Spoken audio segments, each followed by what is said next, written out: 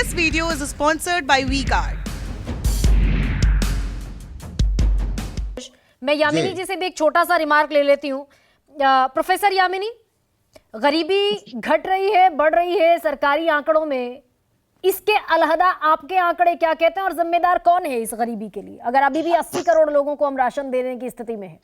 जी देखिए, अगर आप आज भारत की बात करें तो सबसे तेज दौड़ती इकोनॉमी है, जिसमें per capita income one of the highest level पे पहुंचा है इतने सालों में। पर क्योंकि हमारे यहाँ एक सांसारिक आपदा आई थी जिसे कोविड कहते हैं, जो 2 साल से ज़्यादा समय के लिए भी रही, जिसकी वजह से जो गरीबी की रेखा से नीचे लोग थे वो कहीं ज़्यादा बढ़ गए। ये भी देखा गया कि जो इनकम डिस्पैरिटीज़ हैं वो भी बढ़ गई। पर इसका जो है अर्थ ये नहीं है कि सरकार ने कदम नहीं उठाए। जैसे आपके पहले प्रवक्ता ने कहा कि बहुत सारे कदम उठाए गए, जिसमें से फाइनेंशियल इंक्लूजन एक बहुत बड़ा कदम था। चाहे वो शिशु योजना हो, मुद्रा योजना हो, पीएम सम्मान किसान योजना हो, उज्ज्वला योजना हो, पीएम आवास योजना हो, आयुष्मान योजना हो, इस सभी से गरीबों के वर्ग को जो है बहुत सारे फायदे पहुंचाने की कोशिश की गई। चाहे वो स्वास्थ्य को लेकर हो, जैसे आयुष्मान योजना की हम बात करें, एक कुकिंग गैस की बात करें, टॉयलेट्स की बात करें, घरों की बात करें। La la la la la la la la la la Rahul तन के साथ मन को जगाओ वी-गार्ड वाटर हीटर्स के संग। वी-गार्ड। ऐसा नहीं है कि पिछली सरकारों ने नहीं दिया, पिछली सरकारों ने भी, अगर आप देखें, क्योंकि हम ब्रिटिश राज्य से जो है पीड़ित थे, हम ऐसी समस्याओं की बातें करते थे जहां पे ड्राउट्स की बात हो, फ्लड्स की बात हो, लोगों के पास अनाज ना हो।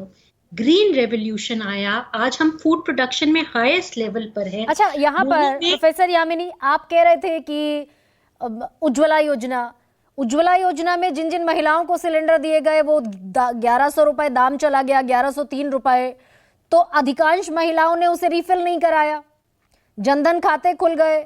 और अभी जैसा, क्या आप इस बात से अग्री करती हैं कि संतोष मेहरोत्रा जो कह रहे हैं कि अगर नेशनल हाईवेज बन रहे हैं तो उसका सीधा सरोकार है ही नहीं गरीब आदमी से? ऐसा नहीं है। देखिए, जब रोड्स, पोर्ट्स, एयरपोर्ट्स या कोई भी चीज बनती है, उसका सीधा असर आपके जो वस्तुएं हैं या सेवाएं हैं उन पे पड़ता है। चाहे वो किसी भी प्रकार की वस्तु हो, चाहे वो शिक्षा हो, चाहे वो खाने के पदार्थ हो, चाहे वो एक ग्रामीण सड़क योजना से ग्रामीण लोगों को जोड़ना हो। कोविड के दौरान डिजिटल पेमेंट्स हो जो लोगों तक पहुंची, इनकी बात सही थी कि कृषि से ज्यादा लोग जुड़े, पर उसका मुख्य तौर पे कारण कोविड था, जिसकी वजह से जॉब लॉस हुआ।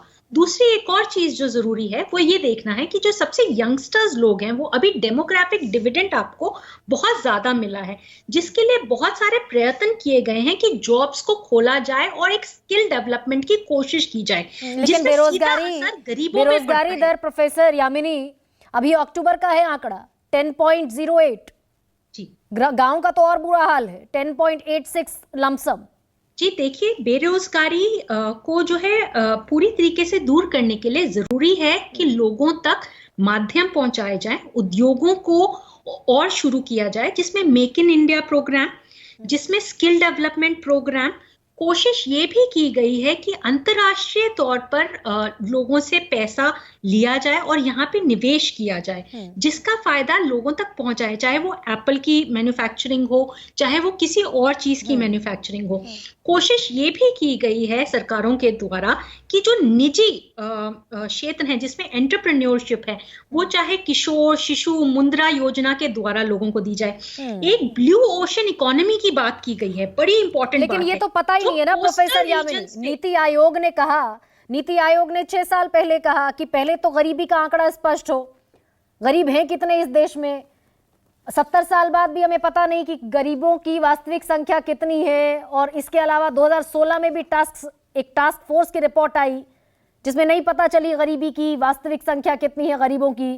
फिर इसी टास्क फोर्स ने एक नया पैनल बनाने की सिफारिश की, सुमित्र बोस के नेतृत्व में एक समिति बनी, रिपोर्ट 2018 में आई।